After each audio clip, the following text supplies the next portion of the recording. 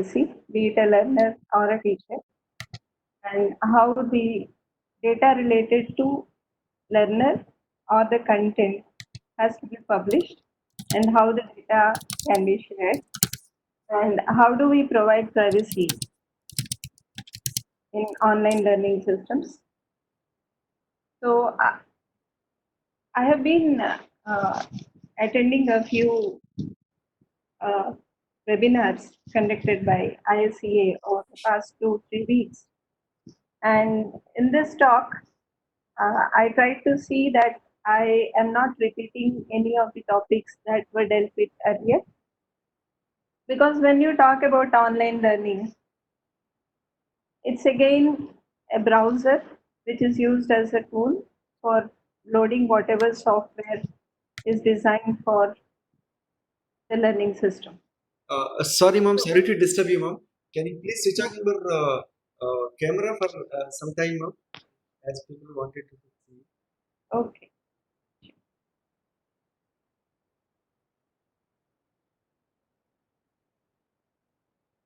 Yeah. Thank you. Thank you, ma'am.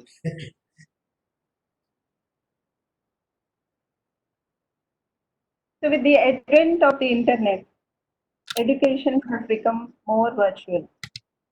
Students and teachers communicating globally. And now degrees getting conferred without the need to meet the educator or other peer students in person. It's envisaged that the size of the global online market will be by 2023 over $240 billion. As of now, it is estimated that the global online learning market is about $165 billion. Well, the success of online learning is always based on the content that the learning system is providing and how the content is distributed locally or to a global audience, and how good the online learning platform is.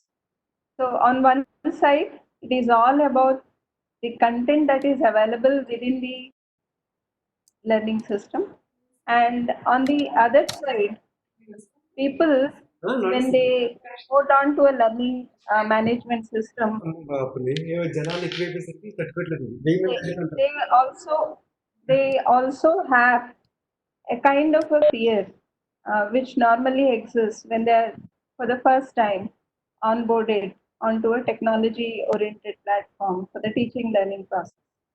So there are two sides here. One is the quality of content that is made available in the learning system, be it an online lecture or a PowerPoint presentation or recorded video lectures or some quizzes, assessments, and any other kind of a resource that is provided to the audience through the learning system.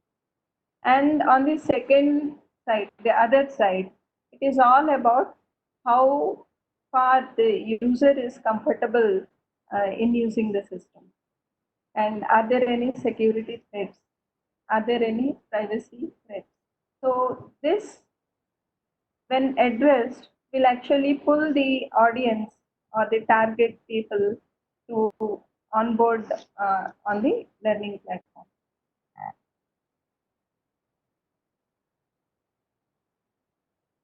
So till now, before the COVID, so when we announce something about online learning or e-learning, people used to think about that it's something related to a hi-fi technology. But now, as you see, post COVID-19, I have at least seen in Andhra Pradesh. I'm not aware of other states, but the collegiate education commissionerate has pushed upon a lot of circulars and kind of lectures for training all the teachers to somehow deliver the contents unfinished before the COVID lockdown declaration. So now almost all the teachers, most of the teachers, be it from arts background or science background or technology anyway, engineering people are always comfortable with it. So anyone, irrespective of the background they are from, they are now eager to uh, catch up with the pace of the learning that is happening now. The focus of online learning is to assist with the integration of technology for online or hybrid or classroom based courses. So post COVID, after this lockdown, I strongly feel the teachers who have onboarded themselves onto these platforms will still continue, at least in some proportion, uh, this kind of an online teaching or providing e-resources through some online platform. It will no more be just a technology, but it will be treated as the classical learning, but using the technology.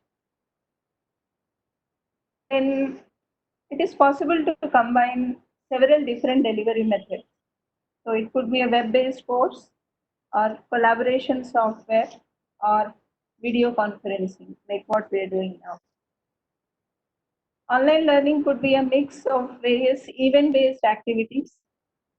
They could include face-to-face classrooms or could be self-paced uh, learning, like video lectures are already posted into a learning management system, and the student at his own leisure time and availability of time, he would open those lectures and go through them.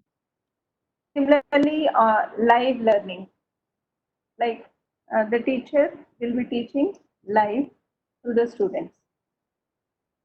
Online education offers access to increased educational resources. So, what a teacher can teach in 40 hours during a semester, no, the student will be, the teacher will be able to provide more educational resource, supplementary material, other readings, for the benefit of the students who are really wanting to know more. And flexibility for the learner. So he can join a course of his choice, join a teacher of his choice from any place he's at home, in office, in college. Age is no barrier now.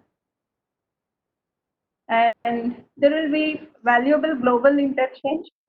So maybe in future, a university like my university may ask my students to, subscribe to or some video lecture that is posted elsewhere in another university. So there will be a lot of global interchange. Say, for instance, recently I got a message like JNTU, Anantapur is conducting GATE coaching, and all the other university students, all of us, we teachers, have encouraged our students to join that. So it is not within just a particular university, but interchange is always possible. And everyone would have an equal opportunity to attend any subject, any teacher of his choice. It will be equal opportunity uh, beyond any race or geographical region or gender. And for students and teachers, regardless of the location they are at, still the teaching learning process can happen. And the advantages: increases productivity and efficiency, reduces unproductive travel time. All the Hyderabadis or Bangalore or other metro people can really appreciate how much time they have saved over the last couple of months from travel. Allows more students to complete courses in a shorter period of time and reaching out more students in a variety of areas, local as well as global. And it will be less expensive because more students will be attending the same. And once a course is developed, it can be shared across multiple institutions, and there can be an incremental change in the course year by year so that the quality also improves. So we do have some initiatives from Government of India, as many of you are aware. Swayam, NPTEL, they have gained a lot of popularity.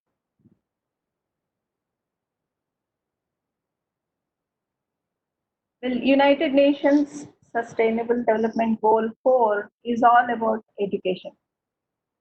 So the goal says ensure inclusive and equitable quality education and promote lifelong learning opportunities for all. Now, the whole scenario related to skill is changing in the world. So, beyond geographical boundaries. Uh, so, you are onboarded to any assignment only if you have the required skill. It's unlike a decade or 2 decades ago, wherein if you have a certificate, you're sure to get a job. The situation is changing. And I have had the opportunity to participate in preparing these industry guidelines on digital learning of United Nations, UNESCO. And it's all about what vendors have to follow when they're coming up with some digital learning pedagogy.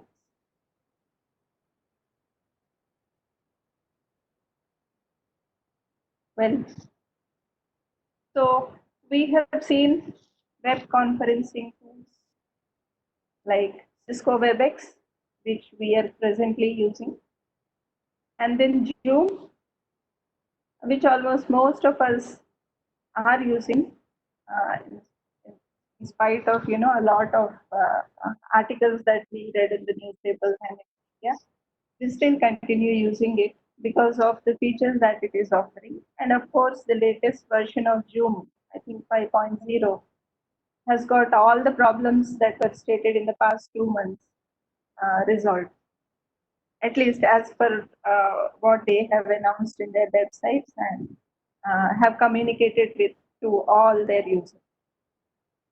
Then Microsoft Teams is another tool which can be used for online live learning. Google Hangout, then Google Classroom. Then Jitsi is an open source tool which can be integrated with any learning management system.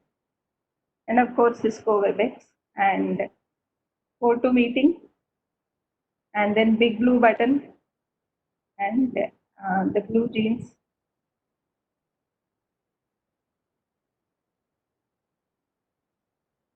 So these are various web conferencing tools. I just mentioned here the ones I know, and I have used at least once or twice. But there are many more tools available.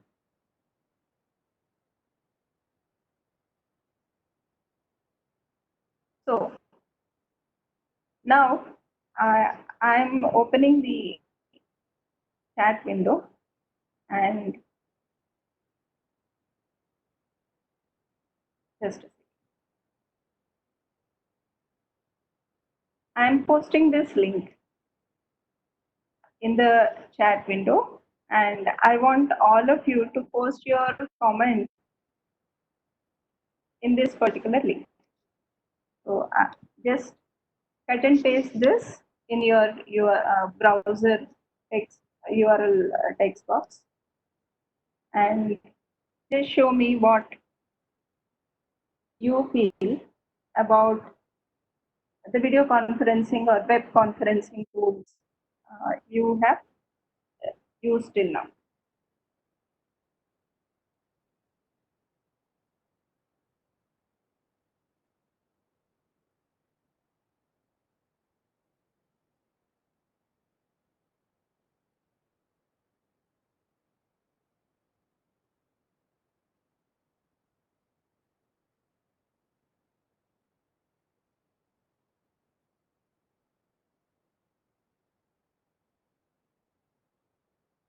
So you can just click on the plus over here.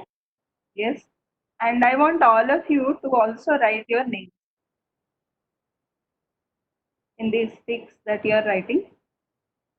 Okay, so I have put 4 columns here, and you can add a new column if you want. So the one you are voting for, you just add your note there, stick your note there. Let us see your scores.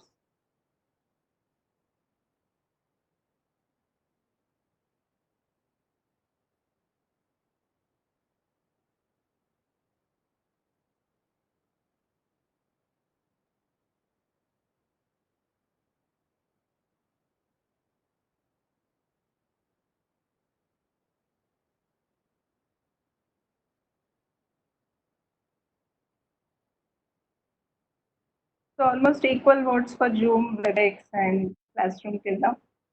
Very few people using Microsoft. Okay. Well, well, this board that we are using is called as collaboration software, Padlet, wherein you can uh, collaboratively write on the same board. Well, the same thing can happen even on the Zoom whiteboard or WebEx whiteboard.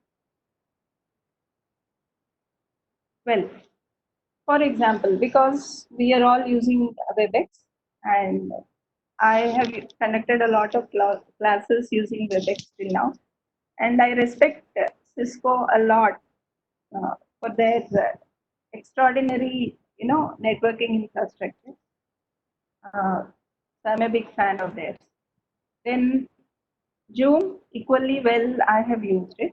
But then, yes, let me tell you, when I was trying to install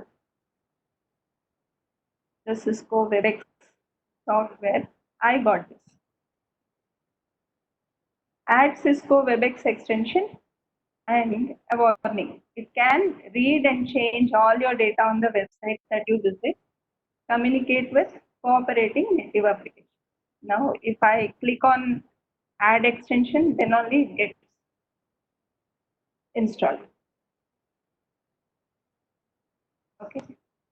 So now, when I went deep inside, just out of curiosity on what it actually does, so I have found a few of things like there's something called as participant tracking.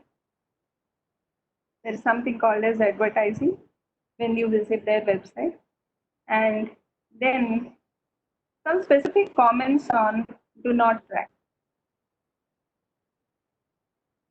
Okay, so I'll just show you a few things here.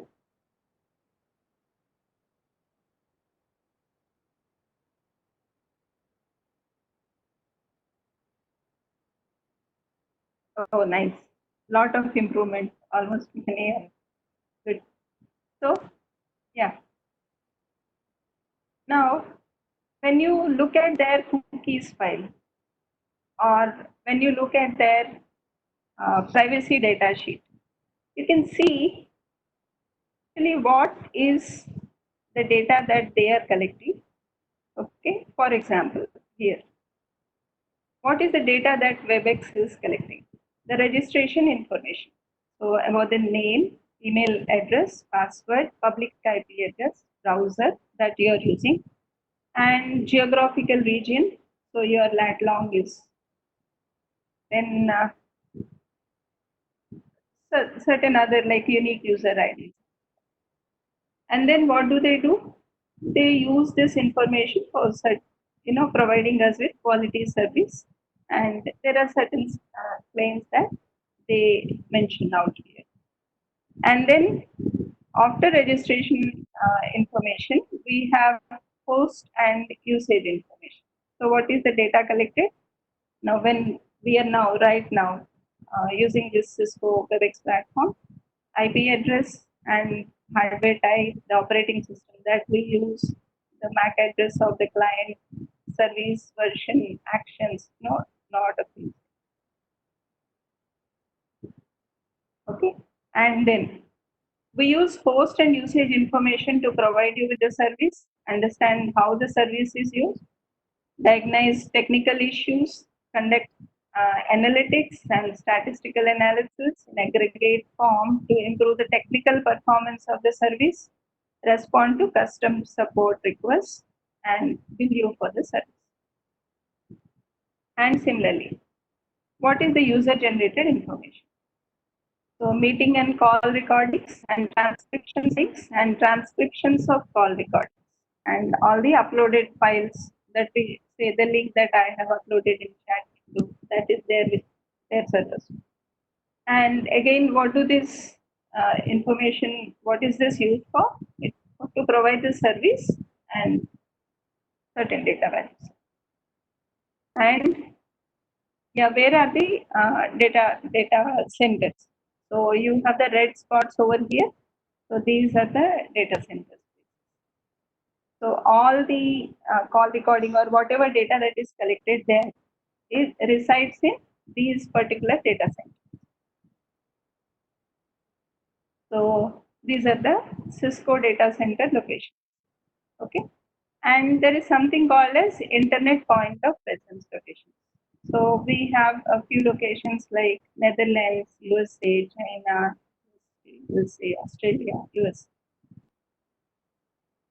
So user generated information is stored in the data center closest to the customer's location or as provided during the ordering process. And billing data is stored in Texas and North Carolina, and WebEx analytics data is stored in California and Texas. For free user accounts, the data defined in this privacy data sheet may be stored in WebEx data center outside the account holders region.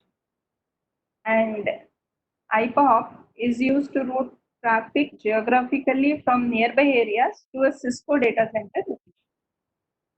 So it is normally done to improve performance.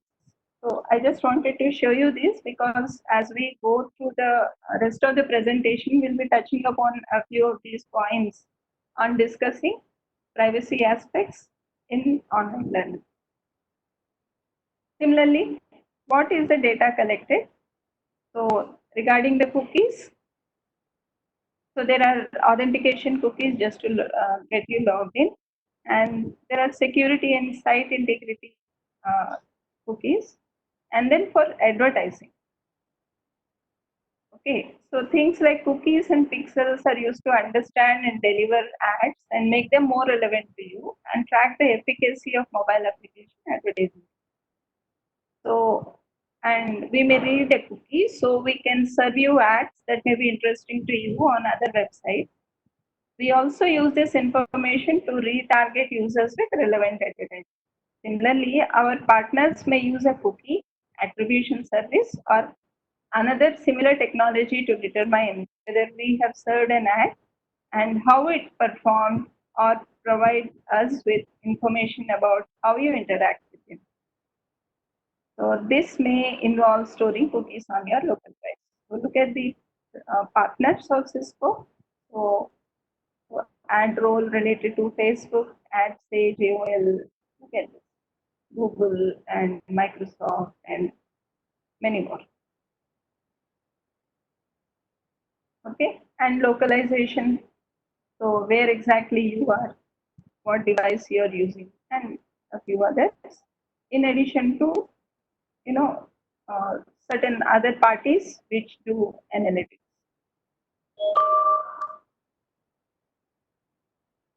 And similarly, I want you to just look at this too. So there is do not track function in the browser that we normally set in Chrome and other browsers. So what this statement says is there is currently no industry standard for how companies should respond to do not track signals, although one may develop in the future. We do not respond to do not track signals at this time and the rest of it. Okay, so this is about the cookies and the automatically collected data. And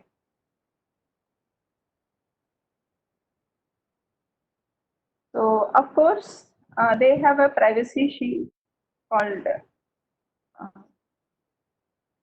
it's a self-certified privacy certificate. Well, now we come back to our presentation.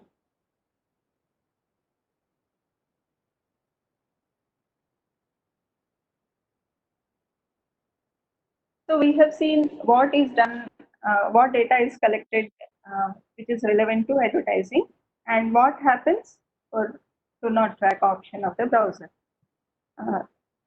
As far as WebEx is concerned, remember I'm just projecting data of WebEx, but it's the same case with many of the other web conferences. Well, the next is tracking learner's attention. So in addition, details about person, device, browser, location details, attention to attendance ratio is also collected. So what is this? It is attentiveness based on how long the attendee was in the training session. And attention to duration ratio. So if you're logged in for certain amount of time, okay, so what is that ratio? And the session duration is say 3 hours. So how much attentive you are for that session. So let us again go back and just for a while examine one interesting file that I have got for you. So this is one session which happened recently, the ISCA series. I have deleted the names and the email IDs of the attendees. So these were the columns. Okay, and so we have this data collected and generated as a report. There might be many more parameters, but these are the details given to the host. So attendance is the serial number. So then we have event ID, event key, the event name, when it got started, event end time, and so event recording duration, then how many were invited and how many have registered and attended, or if it is no, that means through a link they have directly come in. Otherwise, they might have registered through the WebEx, through the authentication.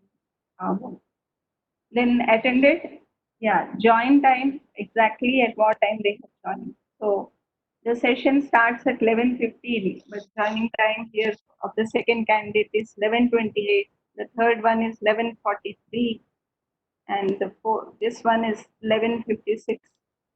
Leave times. Okay, so somebody joined at 11:28 and left at 11:34. So they have the attendance mark. What is the attendance duration? So what is the attention to duration ratio? So how somebody calculates attendance? And that is once you log in, you get the attendance. But then how is attention calculated? Well, certain HTML, certain JavaScript functions are written in the browser so that this kind of parameter metrics can be calculated. So these were the parameters I was talking about: attention to duration ratio and attention to attendance. In addition, we have the IP addresses and which operating system and lot of other details. So I just wanted to give you a gist of the data collected for just meetings like this.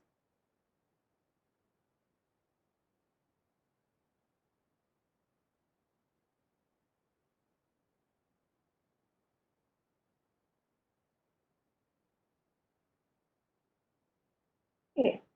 And WebEx has a privacy shield framework certification, a self-signed one. So this is something, this is a policy uh, framed by UK and US and a few other countries. So Cisco says I am complying to all the guidelines mentioned out here in this framework.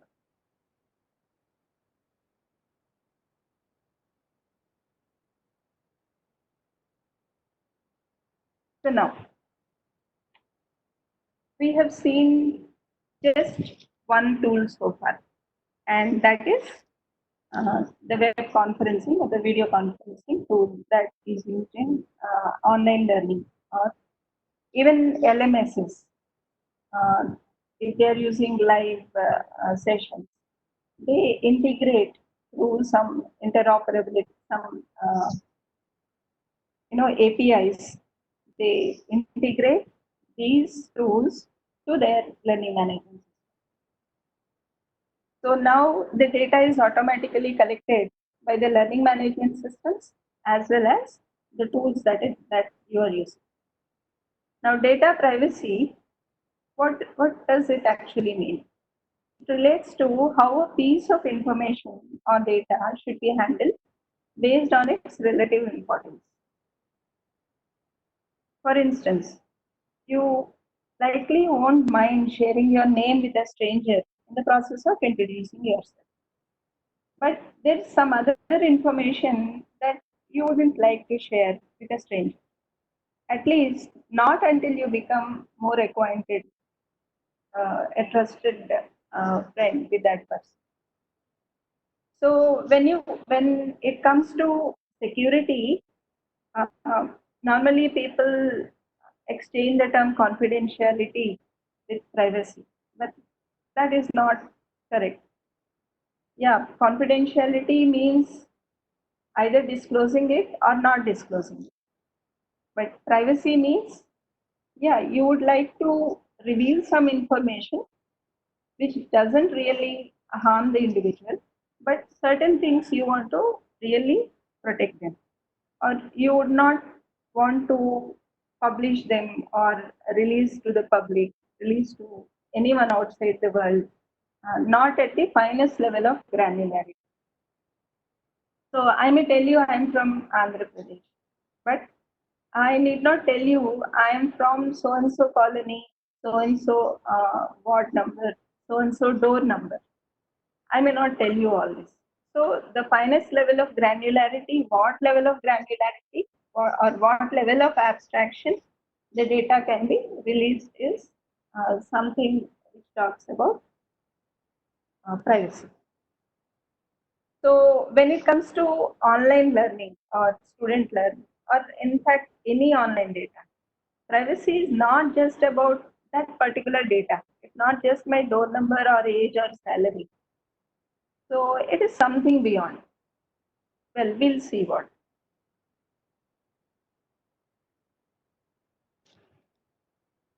Well, so when I asked you to type something on the Padlet that I have created, the collaborative software, I think more than 150, 200 people have posted on some kind of a comment. Now, what did you do for that? You were supposed to uh, be logged in through your Gmail account in one of the tabs of the browser, and the other tabs automatically pick up that you have already logged in another tab. So as far as an operating system is concerned, okay, each browser window or each tab is a separate thread because it runs the same software again. So that means you can actually call this. So the same program is being run in multiple threads when you open multiple tabs. So what is happening here is the software that we are running in each tab is the same. So it's there in the shared memory, but the individual data that is flowing into each of the tabs, it is pertaining to that particular tab. So what does this mean? The other websites that are opened in the other tabs in the same browser window, they are able to share some information that you are already logged in the Gmail account. Say, for example, you log in with your username and password in one tab, and then in the second tab, you open some other application. Okay, then you say single sign on, or you want to sign with Facebook or Google. click on Google. So that program automatically collects your credentials. You don't have to supply them again. What does this mean? The second tab, whatever program is running, is able to collect some data from the first tab. So now you want to check if a particular website, learning management system, or a MOOC course that you are actually uh, using is safe or not. So we have something called as observatory.mozilla.org. So this is related to Firefox. So here I have already, just for saving time, uh, not to switch over always from my presentation to browser and do everything like. So I just executed it yesterday night. So for Coursera, I have scanned the Coursera website and asked for a score, whether it is safe. So then look at this. The score that the observatory Mozilla has given is 50 by 100. And it has got a few guidelines for web security. So it's content security policies, CSP. So now out of the 11 tests conducted, okay, 8 tests were passed by Coursera. Okay. So yeah, it is relatively safe. And lakhs and lakhs of users are using Coursera. And look at the content security policy. It has not passed. Okay, and cookies wise, it is not passed. What does this mean? This means Coursera is collecting a lot of information from you again. Doesn't matter. It is providing a lot of good content too. That's the other side of it. But because I am presently dealing with the data privacy session, I'm supposed to see the negative aspects of it. I'm not talking about the good aspects today. So after Coursera, just now when I asked you to log into Padlet and then post something, all of you immediately, no, I'm a teacher. So the same way, if I do the same thing to my class students, they automatically blindly follow. Yeah, Padlet is safe, no problem. But its score from the observatory is 0 out of 100. And the number of tests passed is 5 of them.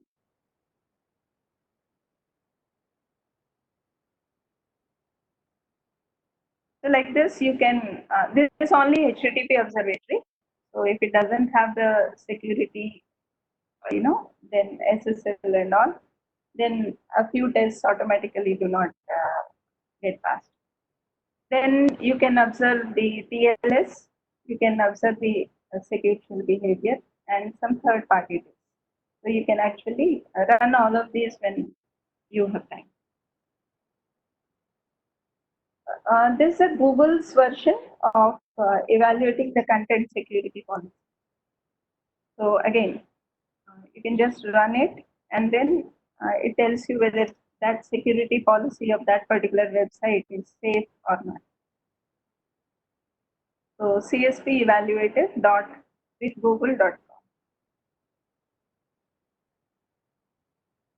Now, when you talk about learning online and data privacy, so when you talk about learning online, most of us we try to learn from websites which are offering something for free. So like most of the meetings today that are conducted either for classwork or for other office works, most of us, we are using free tools or a few software providers have for these 2 3 months they have come up with options for free service for support. Now, in this case, when you're accepting a service for free, okay, and when they want that data because they are providing you something for free, they just ask you to accept some terms and conditions, and we blindly tick on that because if we don't put a tick on it, it won't take us further. So we have to think over before clicking on that OK button for everything that it wants you to say. So what are you trying to keep private?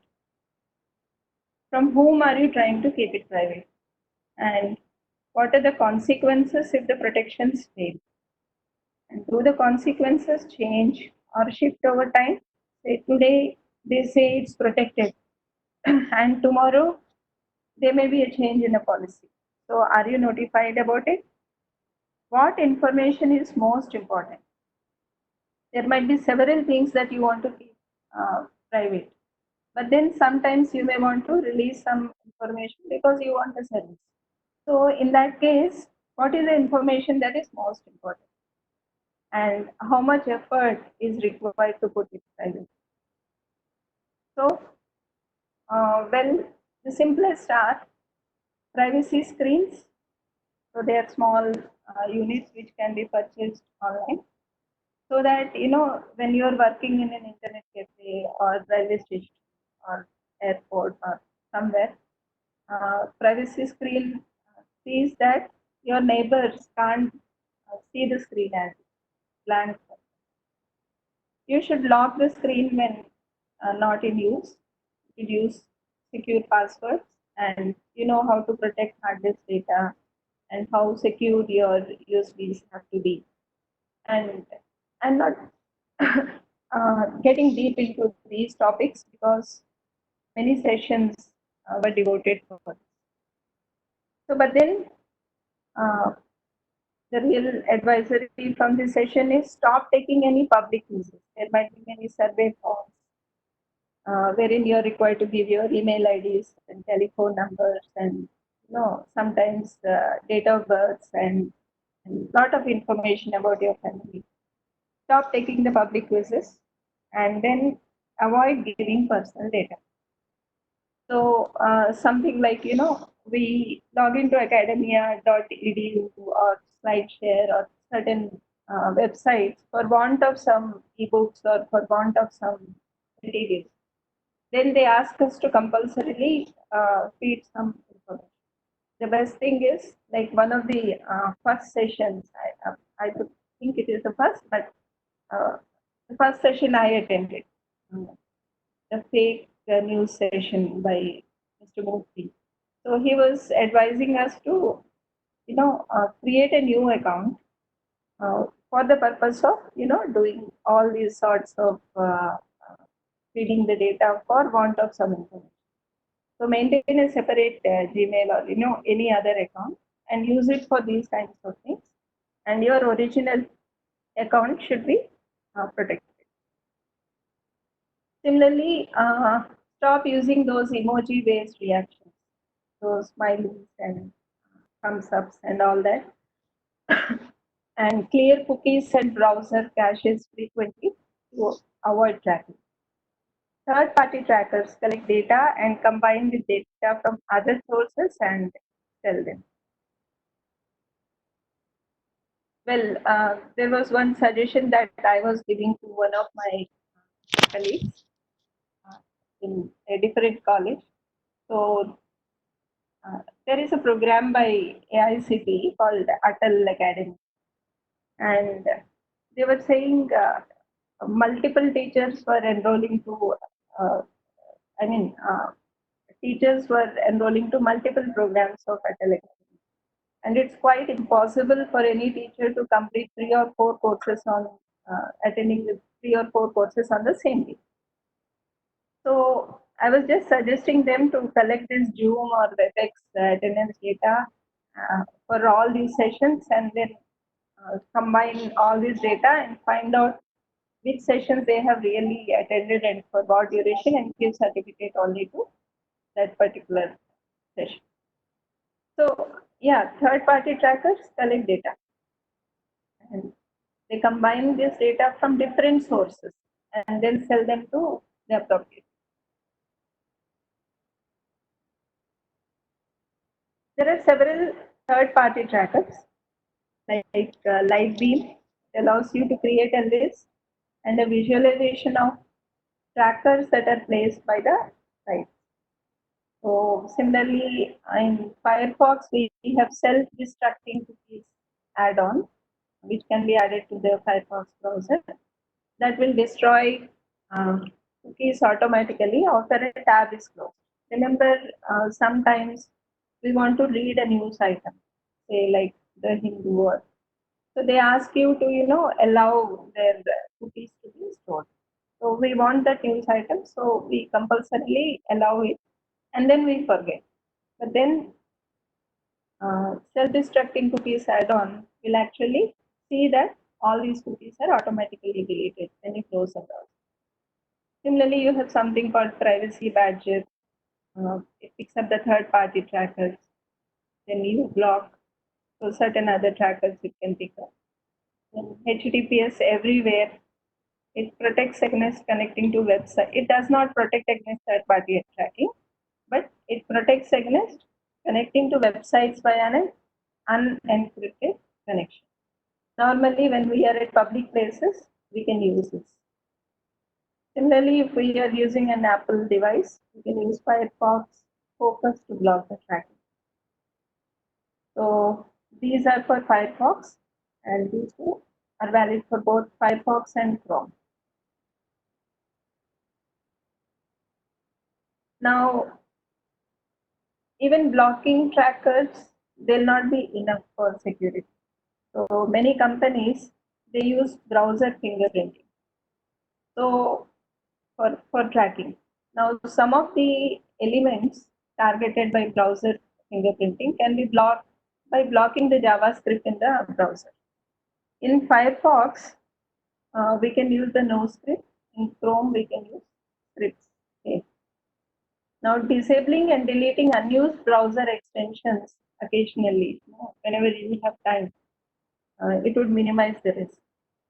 Similarly, instead of incognito, it's better to go to use the Tor browser. So it protects against tracking, and in some situations, it allows us to be anonymous. But of course, we have seen Tor has a few vulnerabilities too. So even we were excited to listen to this.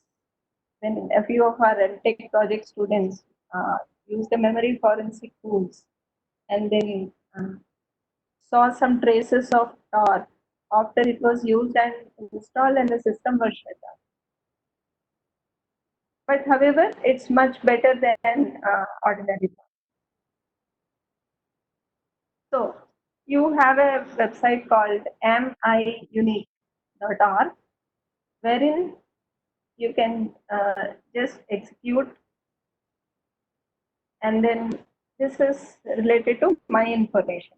So yesterday I had retrieved this. So it tells you what OS I have and what is the browser I use most of the time, and then which version, and then time zone, and lot of other parameters when you scroll up. So that was about the browser portion. Now about the search engine. So we have DuckDuckGo.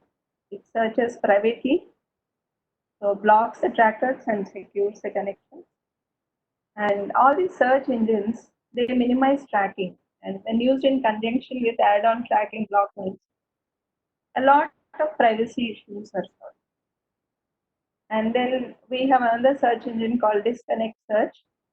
Then your searches are not tracked.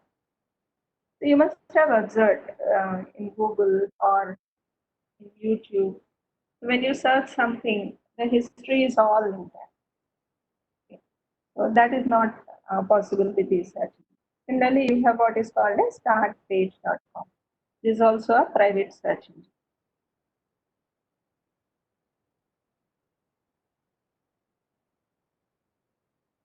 So this is another website. This by Electronic Frontier Foundation, EFF. You must have heard of it. So the URL is panopticlick.eff.org. So when you visit a website, online trackers and the site itself may be able to identify it, even if you have installed software to protect yourself. So is your browser safe against tracking?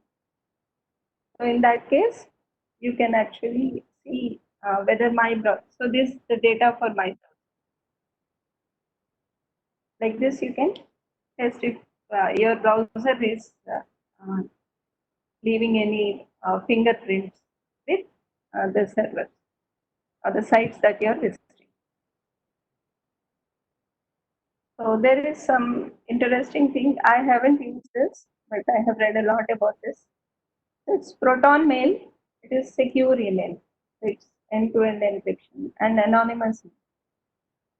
And the interesting thing is no personal information is required to create this email account, and no IP logs are linked to this anonymous email account. And then after browsers and search engines and email accounts, it's about the storage. Normally we use Google Drive, iCloud or Dropbox. There is something called a spider rook. So again, this is something which keeps your data private.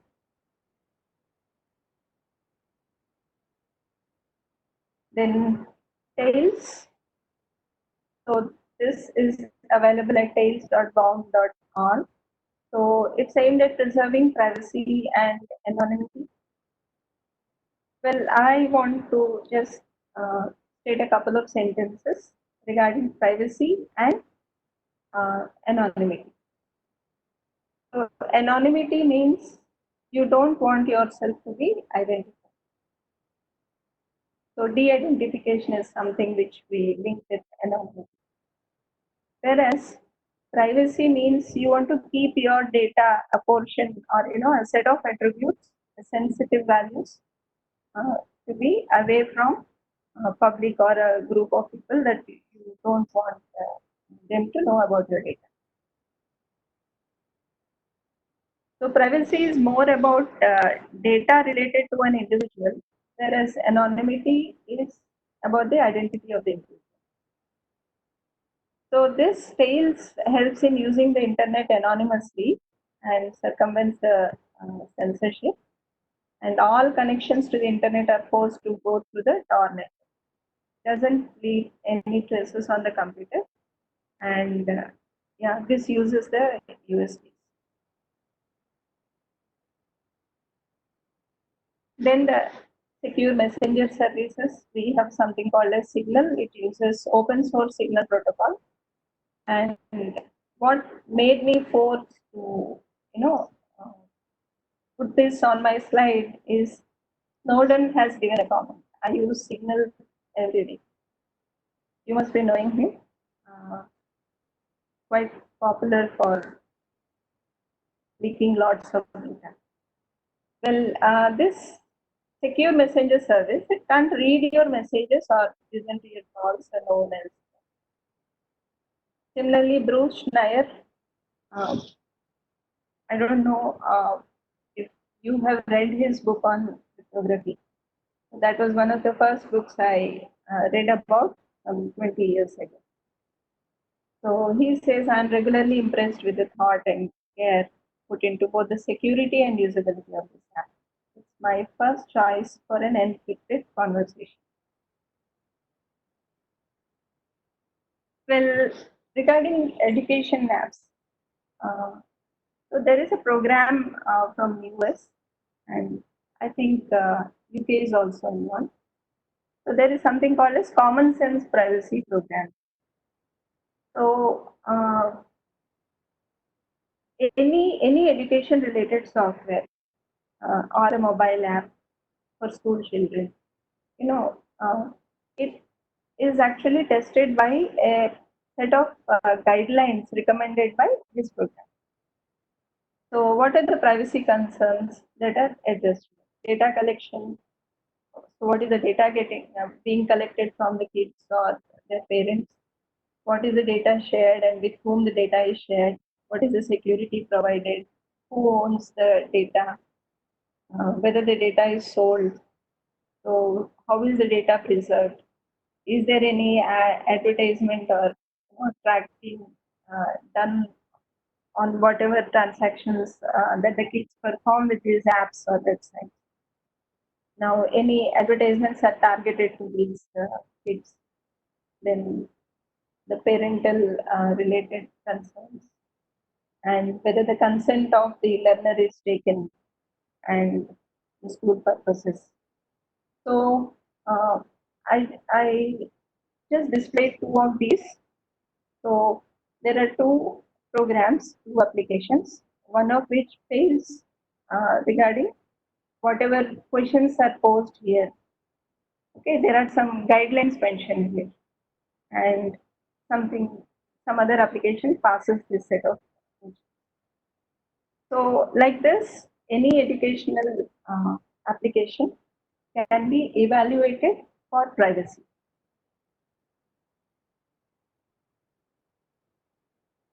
So just like our information security education awareness program, there is a program of US and UK, but in a slightly different context. So I wanted to mention it here. Maybe we'll have it one day in our country. I'm not aware if anything similar is, but ISEA is closely related. So it's Family Online Safety Institute, and so there's something called as FOSI Grid. So it's peer-reviewed online safety information, uh, and the main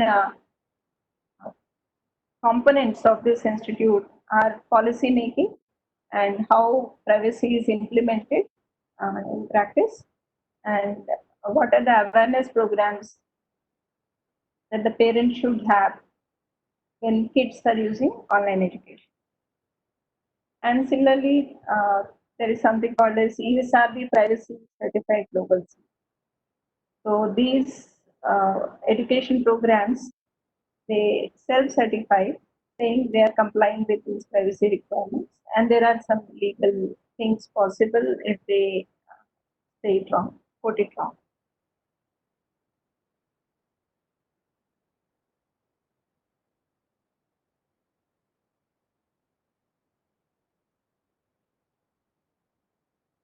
Yeah.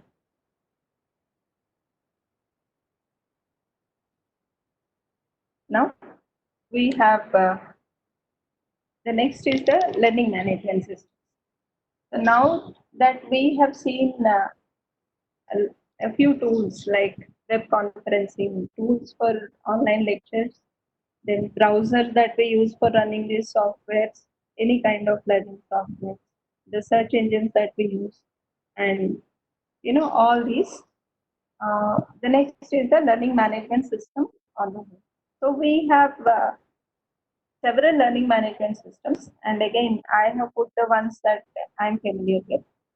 I have used Moodle for my own content delivery for my students during this COVID.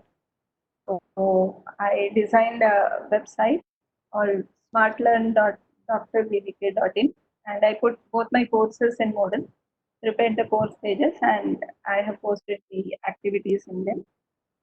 I have also integrated Zoom because it is interoperable, and I can create the meetings, post the schedules and all, and the notifications go to all the students. So I have also added assignments and then quizzes and then interactive presentations. Posted a couple of video lectures too, but recording is okay, but editing was recommended. Maybe, yeah. So the learning management system is a software application for the administration, documentation, tracking, reporting, and delivery of education resources, any course, training programs, or learning and development programs. So Blackboard is one, then Canvas is one, Talent LMS, Design to Learn. I have just mentioned a few. There are many, many more learning management. Now, online or classroom, which one do you, which mode do you like the best?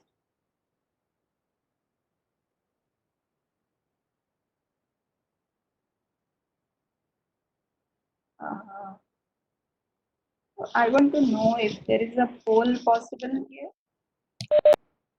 Poll is available, ma'am, but we have to create the poll. Yeah, yeah. So where is that? Participants, No, it's there in more normally. correct, Okay, correct. we'll skip this. More lo undali.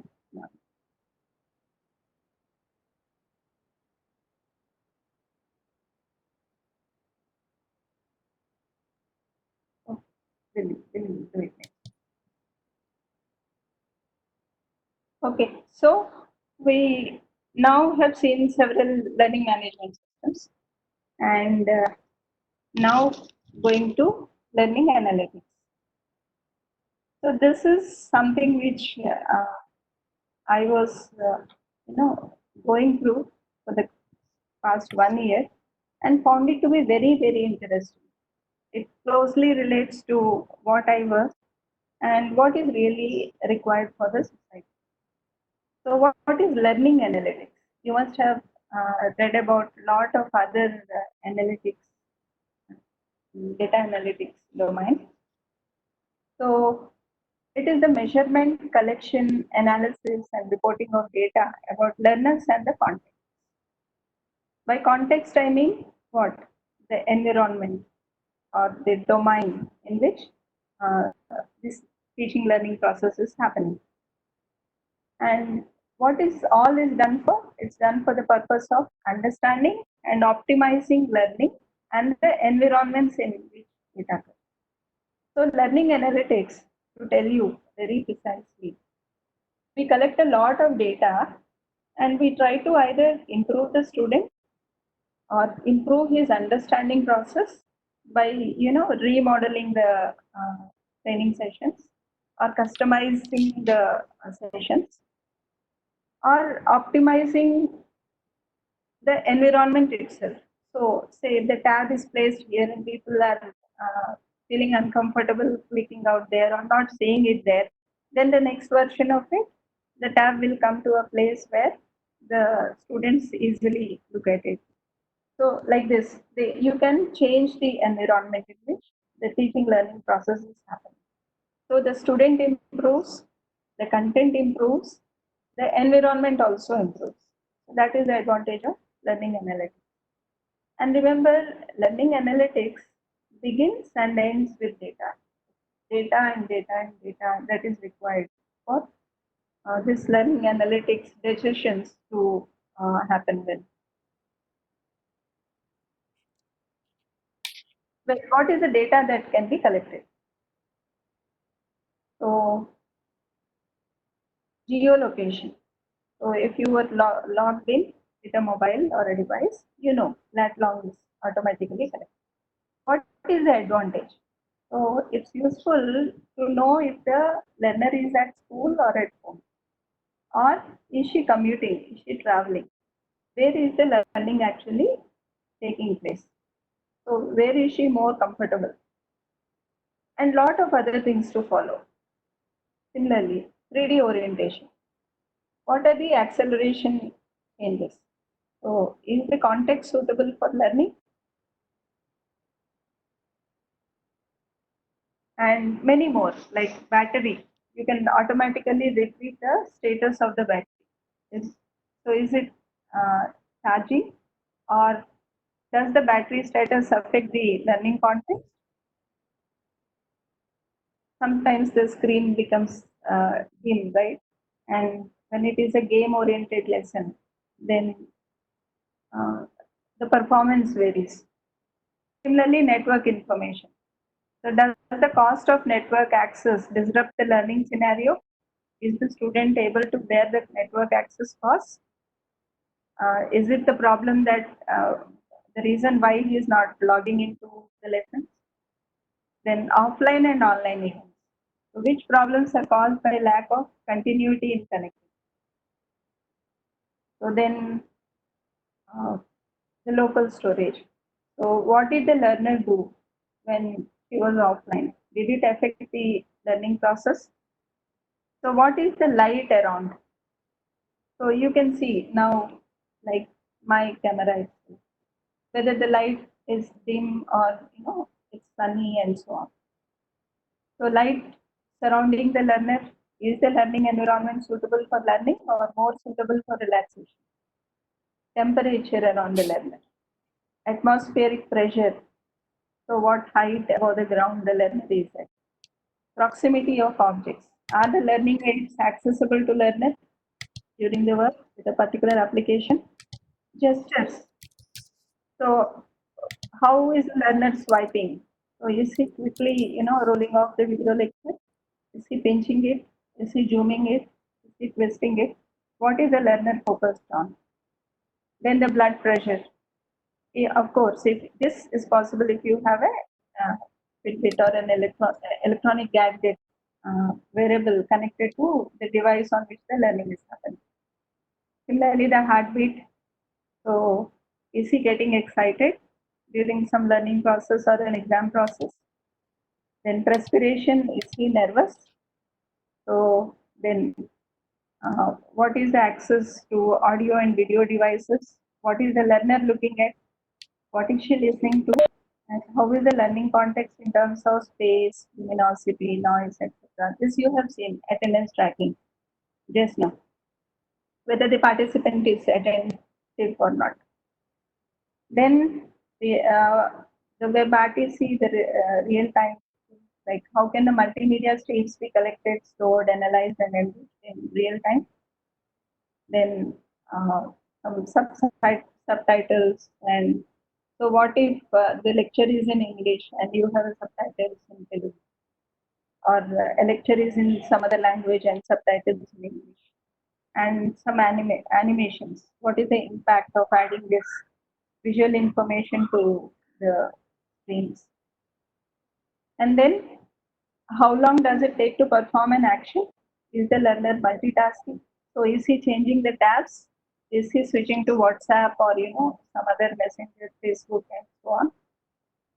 Then what are the fine-grained user interactions? So what are the gestures and complex interactions preferred by the learner? Page visibility, full screen, pointer lock. So is the learner multitasking? How, when? Then history of the web session. Is the workflow of learning app appropriate? So we have what is called as HTML5, and that has got a lot of functions for achieving all of this. And these days you can as well write some scripts, and then mine your own data, collect your own data, right from the way the cursor is moving, which portions of the screen the student is normally comfortable with. Is he looking at the right top or down or in the middle? Where should the buttons be placed, and so on? Lot of analytics, and based on that, environments can be used. What is done in learning analytics? So we have educational data collected from students, educational environments, and institutions and instructors. And then some pre-processing of the data is done, and certain methods, models are built, and then some understanding happens, and then some new knowledge is acquired, and a refined, a refined content or refined environment is again given back to the instructors or the students, and it is profitable for the vendors as well. Is it really impactful, the online education? I just wanted to quote this. This is the Niti Aayog's report. So Microsoft has partnered with the AP government a couple of years back, and did some machine learning process on the data collected and predicted dropouts in the coming time. And so the next semester, some intervention was made, by conducting some remedial classes, and it was seen that the dropout rate has reduced. Yes,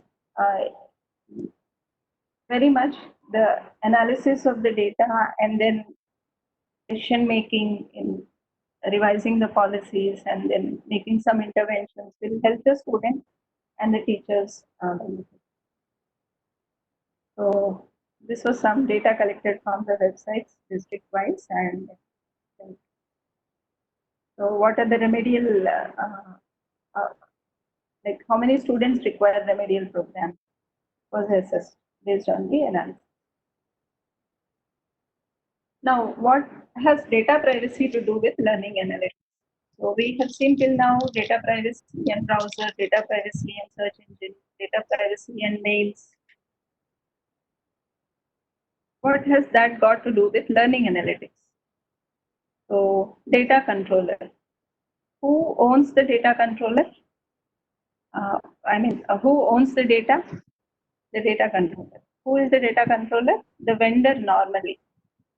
Because when a school hires a vendor to implement an LMS or some kind of an online education platform, very rarely this school or the college will, put any restrictions on the vendor because they themselves do not know, they're not aware how much valuable the data is. So the data mostly is in the hands of the vendor. But then the data is related to the subject. Who signed the understanding? The institution or the school, they sign with the vendor. But whose data is it? The data is all about the teachers and the students. They are not the partners in the agreement signing. So data is related to somebody, but is owned by somebody and is used by the institutions. So how do you define all this relationship when you're submitting the data to the learning analytics platform? So because of this data, is the user exploited? So do we get targeted advertisements because the vendor has got the data and he has sold it to somebody? So we pay for the education program, online education program, and we again get targeted for certain advertisements. Then who owns the data? Say if a school kid in 6th, 7th classes, if he attends the program, after 10th class, he passes out of the school. Now, is the data uh, owned by the school or by the vendor or the subject who has already left the school? How do you define the data ownership? Then anonymity and security. So if at all the vendor or the institution is publishing this data or using this data for research or analysis purpose, is the subject identity kept anonymous? How secure is his data? So if he has if he has got a bad remark in his 7th or 8th class, but if he is doing wonders in his BTech, now will this bad remark be pushed to college level just because the data is available somewhere with somebody? So, and the privacy and the data identity and the transparency and the trust. So the student trusts his school and the school trusts the vendor. And what is the transparency? So in the agreement document, what is the vendor writing? Is he really writing what he'll do with the data? What kind of a processing will be done with the data? So I have come across a research paper. It says delicate. So it tells determination, explain, legitimate, involve some very interesting properties which LMS designers or online learning platform designers should check with this checklist and see these are provided. I have given the references in the last slide. Those who are interested can actually. Learning analytics and privacy. Yeah, what is tracked? You have seen the learner profile is tracked. All this information is aggregated and is analyzed. Not just his profile data, but his behavior is also captured, be it digital or analogous. Then LA privacy is related to how the data is used, stored, and exchanged. And personal data, as far as LA is concerned, contains information that can be linked to the user, whereas private data is like depending on the person's interest, that data can be revealed or should be kept confidential. it's just not the age or address or phone number that is the data, but on the web, uh, all our actions on the web plus our appearances, this video of mine or the photographs that I post on my blog or on my Twitter or Facebook, all of our appearances on the web. So our ID is some of all of these on the web. So my BTech students have done a small project. So I would like to show you like how the behavior can be captured for each web camera. So here we have, I think, 300 or 400 participants. Now these 300 participants data, I mean behavior can be captured through the webcam. And just see, she is my student, and it's a live.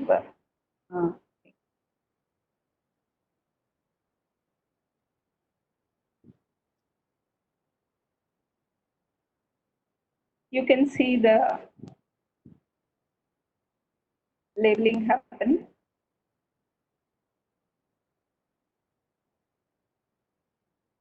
So this uses some TensorFlow, some deep learning algorithms. Yeah, and the thing is, like, you have seen the pie chart at the end. So what does this actually mean? Whether she is interested in the class or not interested. Okay, and then the program also gives a log file, like at what time she was bored, what time she was whispering to somebody, with somebody, and what time she was interested and focused, and so on. So like this, every learner's behavior, not just the data, but the presence behavior, or uh, the posting behavior on the blog, or the answers that he types, everything is available for analytics. And this kind of a data will be stored in the storage devices or on the cloud, and will be available sometimes for lifetime. Now, will this be chasing the particular student in the long time? Sometimes it may be advantageous, but yeah. So how is all this data used by all these learning tools, or Google Meet or Zoom or WebEx? What is the advantage? Why do they capture all this data and store in uh, servers? So when you visit a website that serves advertisements, you must have observed there will be a small delay as the page gets loaded. During that delay, just a few seconds, the website you are visiting identifies you with your cookies, with your browser traces, fingerprinting, and other tracking technologies, and generates a bid request. So it tells so and so user, it's so and so operating system, so and so manufacturer system, using so and so browser, okay, having web presence of so many hours, maybe profile working here or whatever data they have, okay, is now available on the browser. Now that bid request is transmitted to a real time bid, where interested advertisers bid for the opportunity to display what they want you to buy. So that is how you get the sponsored advertisement. So the websites that we visit create a kind of a file with all our information and our interests, and will post it to all the bidders, advertisers, and the advertisers, they either participate in an auction, or whatever kind of a process they have to decide whose advertisements has to appear on my screen, mobile screen or this device. So the more detailed the bid request is, the more detailed means more data about you. If there is the bid request, more information about you, the more attractive the bid is. So that company is going to gain more money, because rich data facilitates more accurate targeting. So I got this from some website, say the reference 9. So the scale and complexity of this real-time bid auctions is mind-boggling. According to Google, millions of bid requests leverage multiple data sources that enrich individual profiles. They're processed every second, maybe billions per day. But of course, they treat the personal data as per the GDPR regulation. So now you have individual learners, you have institutional administrators, and teachers and support staff, and course designers, and IT admin staff, academic staff. Now, when it comes to learner, the focus is totally on the individual, and institution per se, the focus is totally on the organization.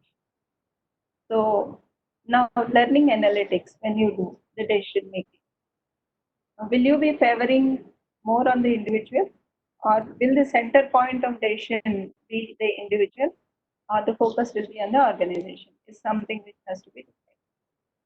And something else is like Europe, Japan, Korea, China, USA, India have come up with some privacy protection bills. So, like India in December 2019, the data privacy bill was presented before the parliament by our IT minister, the draft of which is all available. And then you have all over the world globally several frameworks for privacy protection. EU General Data Protection Regulation, people call it as GDPR. Then OECD Privacy Framework, APEC Privacy Frameworks, and lot of frameworks already exist. So when you're handling data in educational setting, so the data you have to check legally if it is valid to model that data. I mean to use that data for a particular purpose, because will the individuals of whom you are collecting the data be affected? Then research models, you may have administrative models or pedagogical models, wherein the focuses are different. So the data is not data for everyone. Data is useful in a kind of a way, in the perspective of the user.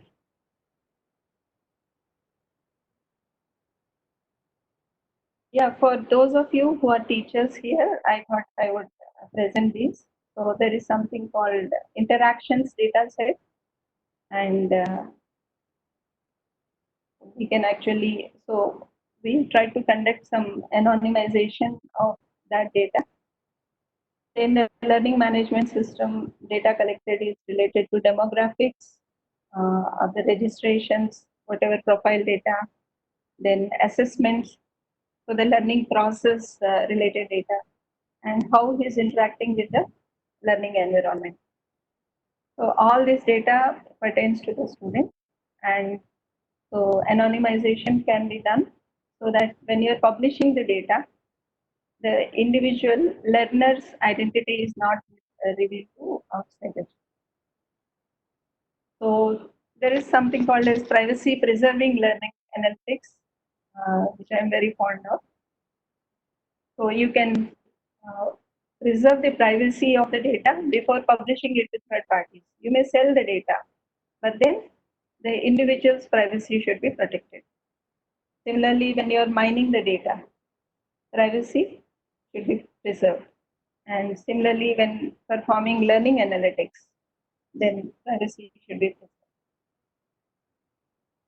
So using anonymous data, we should be able to do query processing or build predictive models or gain insights into the learner's behavior, how the student is behaving. So conversations about privacy and security often focus on technology, and they give very little attention to humans, non-technological factors that affect the personal privacy. So, and when we talk about protecting our privacy, we need to consider what we are protecting and from whom we are protecting it. And so, in the end, I would like to say privacy aware learning systems are required, and privacy driven learning analytics system is required. And addressing privacy issue must not be an afterthought. You should not think, let us design the system first, release it, and then we can later think about protecting the data. So just like, the speed or the quality of data, the privacy should also be one of the quality. So with this, I would like to end my session. Thank you so much, ISCA and CDAC for giving me this opportunity. Thank you, madam. It was a wonderful session, and especially this session is a need of an hour. During the lockdown, so many institutions, schools, colleges, whatnot, all the people have started, online learning through various forms. But as you said rightly, you pointed out like what are the various tools and what are the advantages, disadvantages, and how do we assess. Yeah, to be frank, like we were keep on giving the information, but we don't know how far it is diagnosis or like people are analyzing and using. So these aspects are very very important, and you have rightly pointed out all those aspects. And as a whole, it was a very good session by you, ma'am. And I think most of the people are also, appraising and applauding you in the chat room. With your kind permission, can we take some questions, ma'am? If there are any questions, Sure. I request the participants to please, raise your hand in the thing, and maybe, or you can ask the questions in the Q&A. Like there is a section called Q&A, question and answers. Of course, like there are so many things like people are asking about the PPT. So ma'am is ready. I'm sharing. Okay, so madam is ready to share, and we will upload into our website, and we will share the presentation. So other than the presentation, of course, like you keep on telling people to not to share your email IDs and mobile numbers on the chat room, but still people are sharing. The thing is like recently we came to know some of the people have started calling these other participants like who attended the session and all. So which we don't want to occur as part of our another sessions. So that is only the reason like we keep on telling don't share either your email IDs, mobile numbers and all this in the chat room. Yeah. If there are any questions, we will take some questions. I want everyone to be anonymous as far as possible on the web. Be it a chat room of WebEx or some other place. It's not advisable to post every information just because we want to be noted. Okay, once in a while is fine. Yeah, I think and many speakers have been speaking about this the social network, social media sessions. Yeah, madam also told you very clearly, like some of the platforms are capturing your details, like how far you are engaged in the session and all those things. So those are also very crucial. Like a certificate is the second part of these sessions. But if you are really looking for a certificate, that is a altogether different ball game. But here we are inviting all the people to come learn something, and at the same time you also deliver something either to your students, family members, and all this. That is what we were anticipating. Okay, of course, like what is the other things we can do, like those things we can do it. Okay, later part. Okay, and if there are any questions, can be taken. Of course, like these things we will keep on addressing those issues. Okay. You can also mail me. Yes, ma'am. Yes. Madam, mail ID is here, and if you have any questions, kindly write to her directly or by marking it to us also, ISA@cdot.in, so that we can capture all these details. Okay. Once again, we thank you, ma'am, for your valuable session, patiently a very long session, and we also thank all the participants for patiently listening this session. Okay, and It we have happens, we teachers take two consecutive, periods. that is true. That is true, ma'am. Yeah, I have two important, things wanted to share with all of you, because many people are started asking like, is there any sessions kind of thing? Yes, we have a few more sessions which are lined up for the benefit of the people. Okay, I think these are the sessions which we are going to organize, and of course, like here we have not written either on 21st or 22nd. We are going to organize one more session on technology disruptions by a additional Director General of Police of Karnataka State. Otherwise, these are the sessions which are lined up tomorrow: dating apps and open source intelligence, IoT for smart city, and cyber crimes against children and women. And we are also going to have one more session. Of course, like we are going to keep on add some more sessions also. Okay, this is one thing which we wanted to bring it to your notice.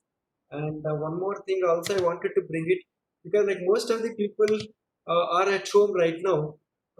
So we thought this also can be used by the students. Okay, as we told earlier, we are also organizing these competitions at national level. There are so many competitions which are announced by us, and category wise paintings we will keep on adding: drawing, painting, sketching, cartoon, essay writing, and all such kind of things. And group wise, okay, group 1, these are the things; group 2, these are the things; group 3, these are the things. So people can start promoting within your groups, so that at least they might be using in a in a lockdown period in a right manner. Okay, and yes, yeah, so with this, we thank you all the participants for patiently listening our sessions and attending all our sessions. And we also sincerely thank Professor Vali Kumari Madam for her efforts. Of course, like yesterday night till 10:30, 11 o'clock, we were checking on various aspects, and for her wonderful session. And it was enlightening and a beautiful session, madam. So once again, we thank you on behalf of course, like you are part and parcel of information security education awareness. But once again, we thank you on ISCA, Information Security Education Awareness, for your wonderful session. And we got a lot of, we learned so many things from this session. Okay, hopefully, maybe with your kind permission, uh, uh, because you've also done this, and which is there in your mind also. So I was thinking if you can give us one more session on data analytics and security, which is also very essential for many of the people. Maybe with your kind permission, if you find some time, maybe we also request you to deliver one more lecture on data analytics, which is also very, very important. Because like in this session also we have talked more. So you want the session on security analytics or data analytics in general? No, ma'am. I think only we will go ahead with the data analytics, and if there are any security aspects, maybe we can cover, because we were talking more on the security aspects. Maybe data analytics and security will be a better thing. Maybe you can just guide us on. Accordingly, we will keep one more session on these aspects. Okay. So I'll just get back to you. Sure, ma'am. Sure, ma'am.